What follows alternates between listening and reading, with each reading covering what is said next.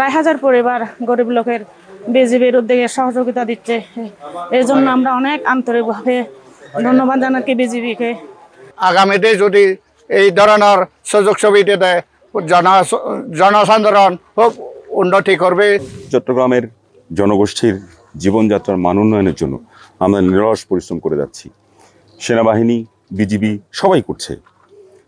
আপনারা দেখেছেন যে ইতিমধ্যে সাজেক এলাকায় যে বিশাল একটা অগ্নিকাণ্ড সংঘটিত হলো, সেখানে যে 42টি পরিবার যারা ক্ষতিগ্রস্ত হয়ে গিয়েছিল, একদম রিক্ত শূন্য হয়ে গিয়েছিল, তাদের পাশেও আমরা দাঁড়িয়েছি। আমরা প্রত্যেকটা পরিবারকে তাদের জীবন ধারণের জন্য নিত্য প্রয়োজনীয় যা কিছু দরকার সব কিছু নিয়ে আমরা তাদের পাশে দাঁড়িয়েছি। আপনারা দেখেছেন কিছুদিন পূর্বে আমাদের মাননীয় উপদেষ্টা স্বরাষ্ট্র মন্ত্রণালয় এবং মাননীয় উপদেষ্টা পার্বত্য চট্টগ্রাম বিষয়ক মন্ত্রণালয় ওনারা এসেছিলেন।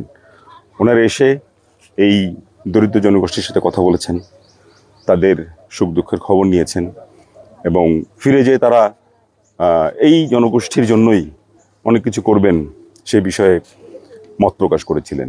তো তারই ফলস্বরূপ আজকে আমরা এখানে যারা আছে আমরা মোট টোটাল 11টা পয়েন্টে আজকে আমরা এই চাল বিতরণ কর্মসূচি পালন করছি। আজকেও চলবে, আগামীকালকেও চলবে। যত বেশি পরিমাণ ব্যক্তিকে আমরা সহযোগিতা করতে পারবো ততই আমাদের ভালো লাগবে। তো আমাদের এই প্রচেষ্টা এটা অব্যাহত থাকবে। ভবিষ্যতেও আমরা ইনশাআল্লাহ এই জনগোষ্ঠীর পাশে তাদের সুখ দুঃখে দাঁড়াবো।